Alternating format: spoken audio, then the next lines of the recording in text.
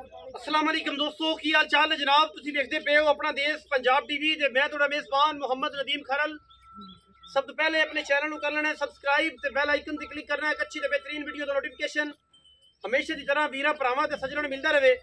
अज वीरा वास्ते एक नीली का बेहतरीन और अनमोल तोहफा लैके हाजिर होए हैं। मैं सजली सुई हुई है, दूजड़ मझ है, पिछे मैं दे कट्टा है। वीरा के सामने मैं दी पूरी जात नस्ल और खानदान पहचानना है। लेने देने हमेशा की तरह मुकद्दर ने। मैनू हड्डियां टाका खुड्डा पुट्ठा और मैनू रुक रुक दा लग्या खूबसूरत थान वीरां दी तवज्जो दा मरकज है। और अलहमदुलिल्लाह वीरां वास्ते असी पूरी कोशिश करने हैं कि असी नीली दे बेहतरीन और अनमोल तोहफे वीरां दी तवज्जो दा मरकज बनाइए।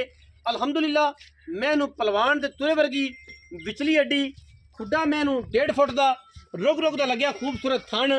और मैं अजे कच्चे बोले दे विच 2 तो 3 दिन दी मझ सूई हुई है। पिछले पैर मैनू धोते हुए ने, मत्थे ते मैं फुल्ली, सिर मैनू कतरी कतरी, पुट्ठा मैनू 4 फुट चौड़ा। अल्लाह दे फजलो करम नाल पूरी वलैती मझ है। जेड़े बंदे डांगर ना समझते ने उन्हां वास्ते वीडियो है, हर बंदे वास्ते नहीं। मैं पूरी नीली दी पूरी खानदानी और पूरी वलैती अल्लाह दे फजलो करम नाल मैनू रुक रुक दा खूबसूरत थान लग्या है। और मैनू बॉडी स्ट्रक्चर हज़ारां मई दे विचों कदे इस तरह दियां हड्डियां और टाकां वाली मई नीली ते नहीं मिलदियां। बिल्ली अख मन मन दी मन की, सिर मैनू पड़िया नहीं, जन मन कतरी कतरी है। और अगर मैं दी तौण ते कोई लप भी इंची भी गोश्त नजर आ जाए तो जनाब असी जालू बैठे हैं नीली दे कि जनाब गल्लां नीली दी आउंदियां ने। ते मई दियां कन्नियां एडियां मोटियां और मई दा बदन एडा मोटा, कच्च वर्गियां मैनू हड्डियां ने, बरीक मैं पूरी है, नफीस पूरी और पूरी डांगर ने। अल्लाह दे फजलो करम नाल साडी कोशिश होंदी है कि असी नीली दे जानवर वगैरह विखाइए, ना कि देसी और जनाब क्रॉस विखाइए। अगर जानवर क्रॉस भी विखाई दसी दा कि भाईजान ने क्रॉस मझ है, भाईजान ने नीली दी है या इराबी दी है।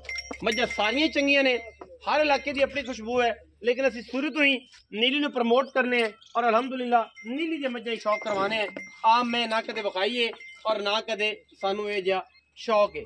मझ चंगी तो चंगी, सुथरी तो सुथरी, नफीस तो नफीस और बरीक तो बरीक साड़ी अव्वलीन कोशिश होंदी है कि मझ असी हमेशा अपना देश खड़े रहंदे यार। अपना देश पंजाब टीवी ते अच्छी मझां नीली दियां वीरां नूं शौक करवाइए।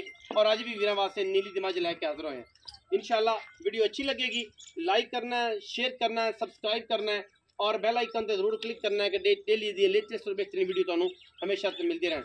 कट्टा विखाओ जी कैमरामैन साहब, और कट्टा है जी पिछे 2 तो 3 दिन दी मझ सूई हुई है वीरां दे सामने माशाअल्लाह। अल्लाह दे फजलो करम नाल सजरी मझ है, बौले च 2 तो 3 दिन दी, ज़्यादा लम्मी चौड़ी कोई नहीं इंशाअल्लाह। बाकी ते हर फुल दी अपनी खुशबू मैं हमेशा कहता हूं ना, अल्लाह दे फजल नाल पूरी क्वालिटी का जानवर है। आओ भाजी भजन इत्थे आ मैंने मैं सीधी कर दे अपना डरदे डरे ना। अस्सलाम वालेकुम जी भजन, की हाल चाल? शुक्र अल्लाह, खैरियत है, तबीयत ठीक है? की नाम है जी? मोहम्मद मेहताब। महताब, चमकता सूरज महताब, की हाल चाल? खैरियत है भाई? महताब मझ किनवे सूए? मैं दूजा सुआ जी। दूजा सूआ कदों दी सूई? इनू हो गया जी 3 दंग। 3 दिन हो गए। हाँ जी। तारा किनियां ने सारियां?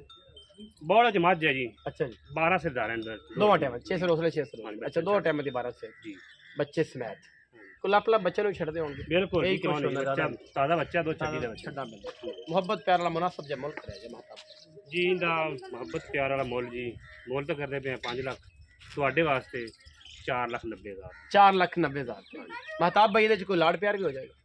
कोई माड़ा मोटा हो जाएगा 19 भी 19 तो सजन बुए ते आया जी जी कोई शर्म हो या तुहाडी हो जाएगी। 4,90,000 रुपये डिमांड है जी।